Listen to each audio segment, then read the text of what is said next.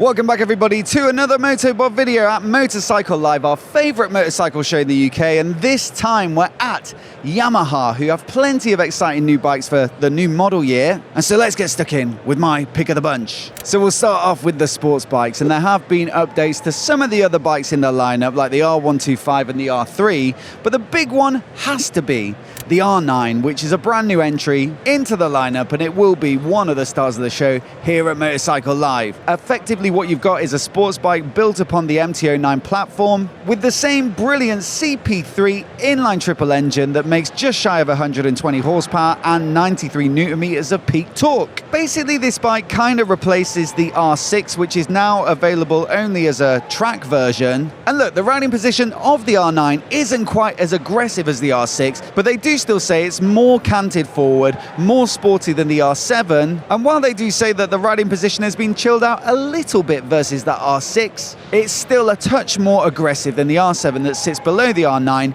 in their sports bike lineup. Elsewhere, it gets a new frame that's specific to this model. You've got fully adjustable KYB suspension, Brembo style Emma brakes up front as well, and also a full color TFT display through which you can manage a bunch of lean sensitive rider aids powered by an inertial measurement unit. As for price, well, it comes in at 12,250 quid, which is probably roughly what you'd expect to pay for this sort of bike. And it comes in either the blue you see behind me or a black version, so two color options, but for me, it'd definitely be the Yamaha Blue. Now over to the naked lineup, and the big change is the very popular MT-07, which has had a pretty significant reworking for 2025. It is, however, the same CP2 parallel twin at the heart of it. It still makes 72 horsepower peak, but they have added a ride-by-wire throttle, which has opened up some new functionality, like a couple of riding modes, traction control, and also cruise control. And to be fair, the previous generation was starting to lag behind the competition in terms of technology and features, and so I reckon the addition of this sort of tech was probably a bit of a necessity to keep it competitive. From a chassis perspective, they've also added an upside-down fork, and they've swapped out the axial brake calipers for some radially mounted 4-piston calipers, so we should get better suspension, which was one of the weak points of the previous gen, better braking too, and in the cockpit there's a 5-inch TFT display with redesigned switchgear to incorporate some of that new functionality. Styling is a little bit more MT-09 inspired. I think it's a better looking bike than the previous generation. I do like this grey one as well with the blue wheels. And another feature that they've carried over from the bigger siblings in the MT lineup is the acoustic amplifier grills in the tank, which give you a bit more induction sound around the rider to kind of offset some of the stifling effect of emissions regulations on the exhaust note. The biggest development though, I think, is probably the fact that this bike is now available with their AMT or automated manual transmission, which basically removes the gear shifter and the clutch lever and replaces them with electronic actuators, so you can run this bike now in an automatic mode. I've tested out the MT-09 with this tech. It really is impressive, and I do think this makes it more appealing perhaps to newer riders who might not want the faff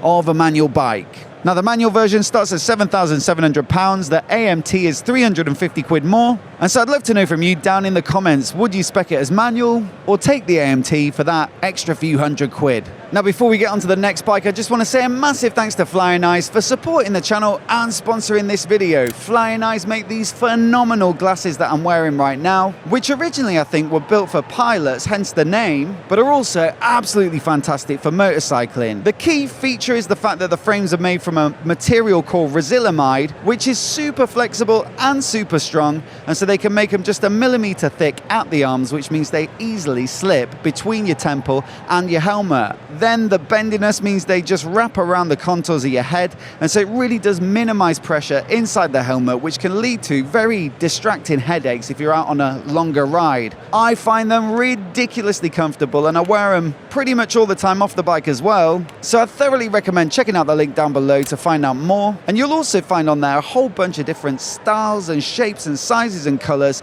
so there should be something to suit all tastes. So once again, a massive thanks to Flying Eyes for their support and for making videos like this possible. Now along with the MT-07, one of the other CP2 powered bikes, the Ténéré 700, has also had a big reworking for 2025, like the one you'll see right behind me here, and you'll think looking at it that not much has changed because the styling update is fairly subtle, but underneath they have made some changes that I think will probably make it a much more appealing bike and a little bit more versatile. So again, same CP2 parallel twin, but again, the ride-by-wire throttle, and so this one gets a couple of riding modes, traction control as well, all managed through the colour TFT display and new switchgear, although this one gets a dash that's mounted in a portrait orientation, which does suit the sort of rally image of the bike. Both of them, I should say, get connectivity features as well, so you can pair with a headset and a phone to get calls and media and stuff like that. And then they've also taken on board some of the customer feedback about the previous generation just to make it feel a little more robust. Things like redesigning the exhaust hanger, moving the side stand switch, should make this bike more resilient to drops. But then ergonomically as well, they've slimmed down the clutch cover, which used to stick out quite a bit and sort of get in the way of your boot. And so it is nice to see them taking care of some of those issues, which might seem quite minor, but can become irritating after a few months of ownership. On top of that, we've now got a low version of the Ténéré, which takes a little bit of height out of the suspension to bring the seat height down a bit. It is still fairly tall though, so probably not one for the shortest of riders. And then they've also updated the Rally Edition, which gets a brilliant paint job. Love the look of this one. And also some upgraded suspension, which does give it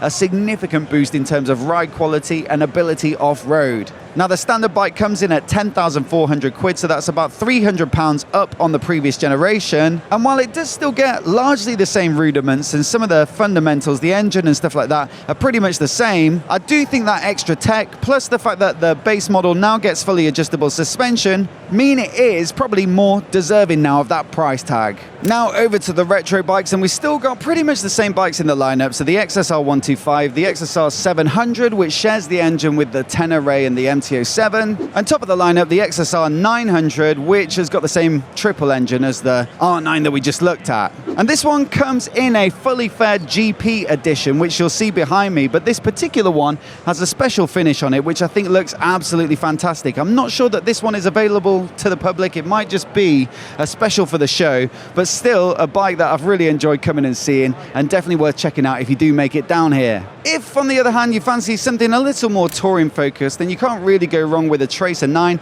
Again, the CP3 triple engine, which is a fantastic performer. And we've got an update to the entire lineup, including the base Tracer 9 model, the GT version, and also this GT Plus that you'll see here behind me. Now we've got to talk about that new front end with the Matrix headlight. I'm just looking at it on my monitor here, and it really is quite a striking looking bike, and maybe not for the better, but functionally it should be extremely advanced with a little camera above the headlight that means that it can be auto dipping. It's also lean sensitive, so it'll illuminate the inside of a turn. And so yeah, that probably makes it the most advanced headlight on the market, and I'd love to know your take down in the comments below. For 2025, this top dog GT Plus model still gets the front-facing radar, which has one of the most advanced active cruise control systems on the market as well. So it ties into the engine, of course, so engine brakes if you're getting too close to the traffic in front, but also the suspension to firm up the fork so it doesn't dive forward when you decelerate. And it can even call on the link braking system to slow you down even quicker if the engine braking isn't enough.